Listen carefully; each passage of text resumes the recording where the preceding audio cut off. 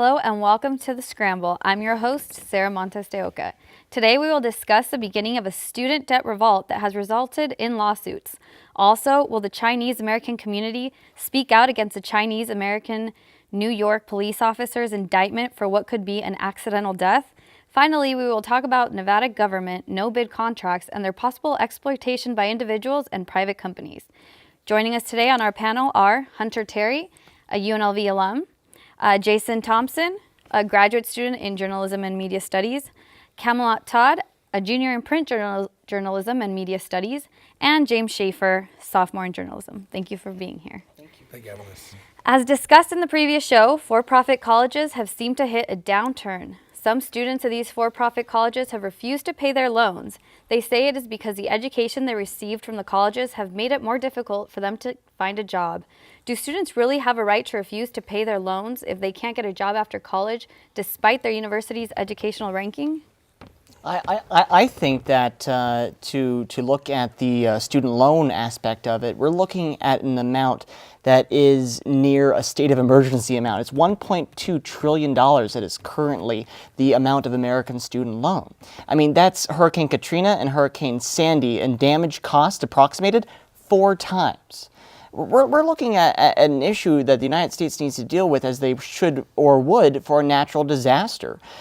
Students are the victims, and so are the colleges in a sense. I think when we look at what students should do and what should happen with these loans, we should look a lot more to what the government can do as compared to what the colleges can offer or have been offering. What would you propose then? Well, I would look to the students' choices they have. As much as I guess, a shock value choice it would be that's garnering the attention that we currently have, such as saying I won't pay the loans because it is outlandish to say that I would.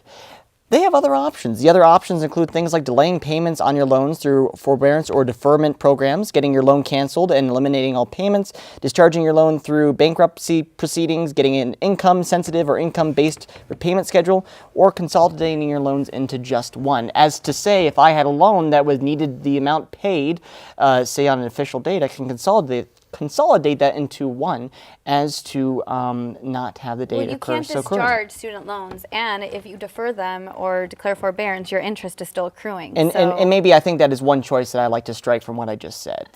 Yeah. I think personally what we need to really discuss is other options besides student loans. There's other ways you can pay for a college education without taking out student loans, and I think we need to actually have the discussion with students before they do that. Because at 17, 18 years old, you don't really think or have the cognitive ability to understand that this amount of loans you have are going to acquire interest. And what would you say those other choices would be? There's UNLV grant, Pell Grant for really low-income students. There's scholarships like the Millennium.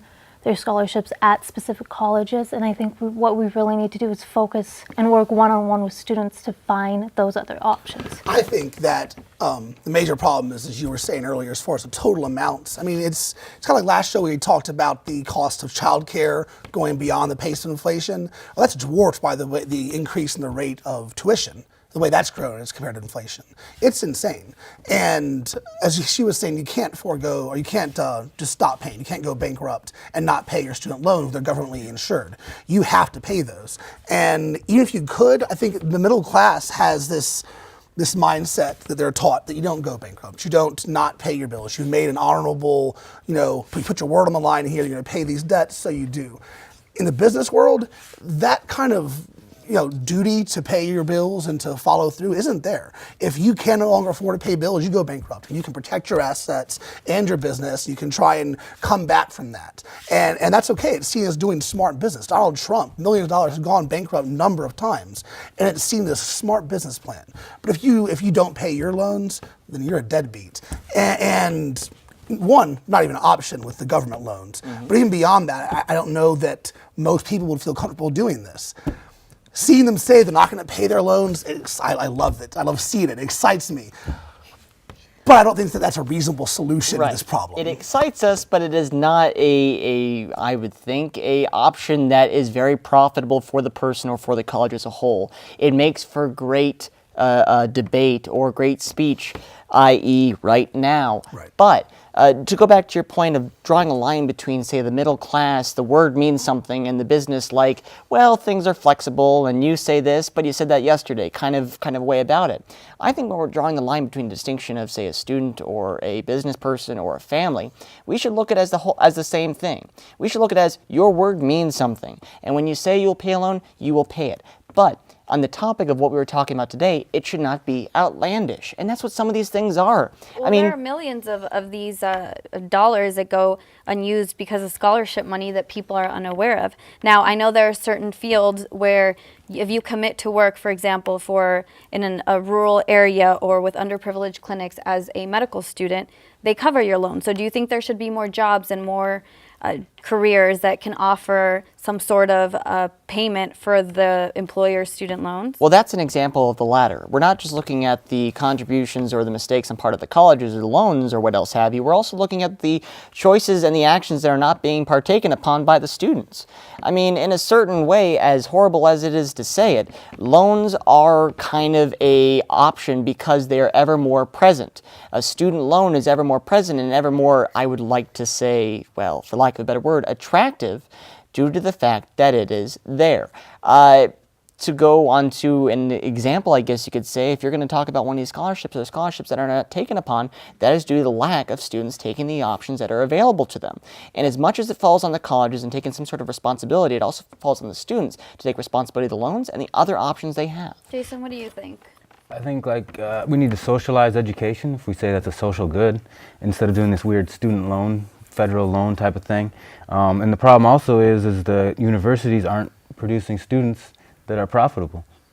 I mean, that's a bad thing. I mean, maybe are they intellectual? Do they have other societal goods? But they aren't. The universities aren't preparing people for the world that they'll flourish. So that's a problem too. I agree. Right now, a lot of students are leaving without the skills that you gotta need pay in the for modern it. world. They need to get a job, but then the job's like, okay, you're kind of worthless to us. The jobs are different now. You know, leaving school now, you're not going in the same job market you were 10 years ago even, let alone 20 years ago. But still, I mean, they're jobs. I mean, we can't look at the climate as vividly different than what it is today. I mean, although the climate might be different, the jobs might be different, and you should learn coding for the love of God. Right. But I think it's a restructuring that needs to be done on the part of the universities. The method of education and the types of classes offered need to continuously evolve. I think a lot of places haven't, and so producing underprepared workers. I also think that a lot of people don't know about the scholarships they can get. Like you're told, oh, go online and do some Educate research, people, right. and you online, and it's just like anything else. There's 275 results that come up, and half of them aren't fit for you. And you never get it, and then you put all this time It's tough into to it, do. and it's like for $50. Yeah. well, I think that's speaking to the laziness that happens on the students. As much as it is horrible to say it, I think that's speaking to the paperwork- universities paperwork- not there providing from their studying. students with the knowledge they need. Paperwork- I'm going to discuss this. First of all, it is part of a student's job and responsibility when pursuing an education to be active in it. Which, if you should study, but you should also work for your own income. I was raised by an Irish grandmother who grew up in the 1930s. She worked 2 jobs to provide for her children and went to nursing school at night. Part of the American dream is working for it. Part of having an education is understanding that you need to go out and look for these other sources of income. You need to try, and if you fail, so be it. But at least you gave that opportunity. I We know. have to take a break, unfortunately. We'll come back to this topic when we get back. I realized at that moment, these people really needed us. And I was going to make a difference, right here in my community. Be there for your community at NationalGuard.com. When doctors told me I would never walk again, somehow I knew I would. Whether you need support in a tragedy or just to make it through a bad day, prayer can make a difference. America, let's come together by believing with each other. Thanks for staying with us. So moving on to our next topic, or actually, I'm going to let Hunter say one more thing, wrapping this topic up. I was just going to say that I worked full time, putting myself through college, and it's tough. And I think I missed out on some opportunities that could have enriched my experience here and helped my learning. And that's why I think that Jason got it right. Some kind of extra government help, whether it's complete socialization or increasing Pell Grants and things of that nature to help more students afford more college, would make the education experience better for everyone and the outcome. Well, moving on to our next topic, Peter Liang A Chinese-American NYPD officer has been indicted for the death of an unarmed black man who died as a result of a ricochet bullet from Officer Liang's weapon. The Chinese-American community is hesitant to speak out and protest like the black community has in the past at a seeming miscarriage of justice. Will or should the Chinese-American community express their outrage over the manslaughter charge against Officer Liang for a ricochet? I don't think they should be outraged, but they should be vocal. New York has a history of police brutality and violence, and I think part of it is holding police when they fired the gun accountable. This police officer was not, he was new to the force, he wasn't trained, and he was put in a very dangerous situation where he couldn't perform like a more experienced officer, and I think the actual department of the police there needs to be held accountable, and I think Chinese Americans need to be brought to the table to discuss this issue.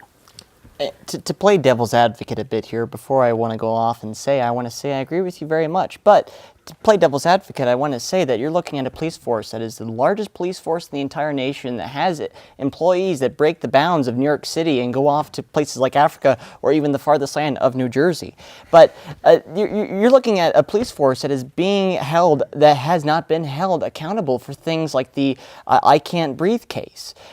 Cases in which the people of the city are looking to the police force and seeing unaccountability. They're seeing mistakes being made and no indictments. So in a certain way, I think this is finally we're seeing that the police force is holding accountable a man who shot someone. Although the cases may be different as compared to those of saying shooting a man bluntly or blankly, we're looking at someone that should be able to pay for the crime that he did.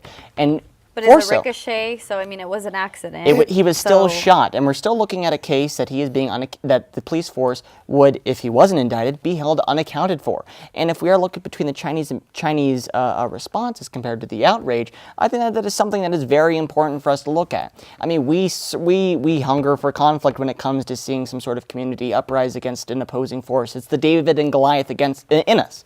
But I think that should not overplay the amount of concern and valid concern that we should have for the Asian community. And I think those who are the loudest and angriest and hunger for the conflict shouldn't be the ones that are most outspoken and sought to after for the response by that community. I think there's two things to keep in mind.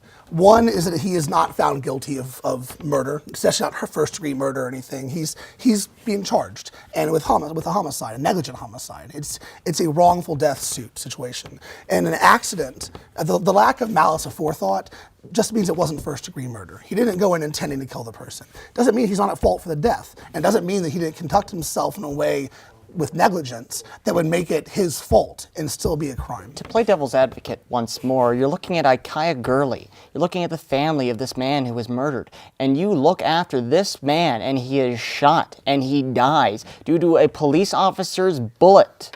If I was in that family, I would look for some sort of action. Manslaughter, not murder. Yeah. Well, manslaughter. Nonetheless, I'm looking for some sort of correction, some sort of accountability that it does not happen again. Be it looking at some sort of a regulation and how these, well, not regulation, but somehow a different process of how these guns are withdrawn or pointed or how these doors are opened. As a family member, if I were saying in this case that I look for some sort of accountability. I'm not going to look to the police community and see no response. That is what begins an outrage. That is what begins a race riot. It has to do with the fact that the New York City Police Department wasn't active and didn't indict the other two officers. So there is a lot of political policy being played here. Yes, he was indicted, and it's for manslaughter. It isn't for murder. Right, I'm sorry. But I think it's just important to understand that we can't use the mistakes of the past to justify a crime. If they didn't indict these people for this crime, they shouldn't use the pressures of the community to indict someone else. Well, if we're going to look to the past, look to how the Asian community responded in the 1970s to an Asian man who was beaten in the street. And I don't know if he was killed, but he was considered an innocent bystander who was an engineer. The community rose, asked for a response, and none was given. But in that case, that he was the victim. In this case, the Asian man is not the victim. It's the assailant. And it's not an assailant in the normal sense. Sure. But he's the one at fault here, at least that we're accused of being at fault. There's going to be a trial. We'll find out. Of course. I agree that the real way to see change is through systemic change, and it's going to be an actual police force. I'd be interested in seeing a civil suit brought against the police force for their negligence as far as training and having proper procedures in place. And I think that a heavy hit there and a large amount of money being paid would be the only way to see things really start changing. Because even if he's found guilty, they'll say, well, he wasn't careful enough. And it's not going to proactively make them change the way they do business. But there will be those who still see him as someone that is part of their community, that is being sort of a sacrificial lamb for the sins of the rest of the officers, and that is something that has to be answered about. Jason, what do you think? Do you think that it's fair he be indicted the way he was? Do you This is think just a bad situation all around, and there's a whole mess of issues here. I think the first thing is bad laws. There's so many bad laws here. Why these police have to enforce all these, especially like drug charges, a lot of other just bad laws in general that they're having to enforce that they shouldn't have to be forcing. And anytime and then the second point is when I took gun training when I was like 13 years old, you're responsible for every one of those bullets. If you have a license to carry that gun, it doesn't matter. People are drawing their guns too easily, I would say. You should be like Barney Fife, have one bullet in his pocket or something, or maybe just have the community be the police. Pay the community and then have them walk around with a billy club. They'll keep order, I guarantee they will. Well, we don't need this privatized too. police force for profit. It's just crazy. We'll see what happens to Peter Liang. But moving on to our next topic. In the past 4 years, 27% of the contracts of the state of Nevada has issued worth $1.7 billion have been no-bid contracts. These are contracts where only one company places a bid for the work. State law allows no-bid contracts to be used only when one company has offered a bid or in the case of an emergency. Has the state law been exploited in order to benefit select individuals and companies? I'd have to see more exact data on how these bids are, or at least how the announcements are going out for the work that's being sought.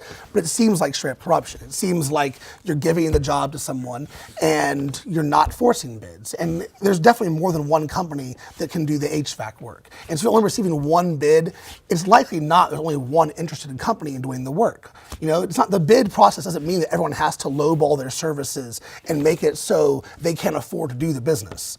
A bid would usually involve a number of companies putting in, their price, and the lowest price gets the job. This saves the government money, and you make sure that the company doing the job is getting paid what they can still afford to do the job for.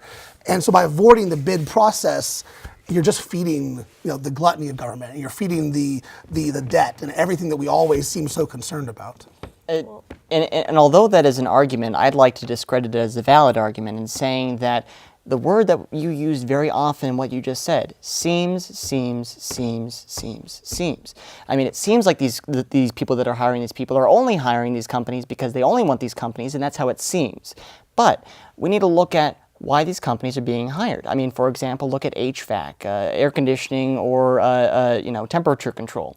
If the city government hires them, they will be looking for certain companies, and although there might be not a competing market for it, they're still going to need the work nonetheless. And we shouldn't discredit the value of that work and those jobs and the payment to those workers. But is it companies too? I mean, there are individuals too who are being favored over all of these. So right, and we live in a city where connections is something that is more valued than, in some cases, money. If you know people, and you should know people. Just the city or society at large? Well, this city more than other places. I mean, this is a city where if you walk into a house and you say, well, I'd like to buy this house, they'll say, well, we'll make some way for this house to be in your hands, but it's more of a mafioso not get her done. Gosh, well, with dang Nevada's population, we have millions of individuals who can get a job done. So the fact is that they are being favored. Right. Just to defend my use of the word seems, it only seems that way because there's no transparent records of who these contracts weren't offered to, or of who didn't know and who wasn't able to put a bid in. So they should make it public. Right. It needs to be publicly announced. It needs to be transparent, and the companies who are interested would be able to do so. In a way, it is transparent. We have the minutes for when those companies were offered those positions, or company, I should say rather, when that company was offered the position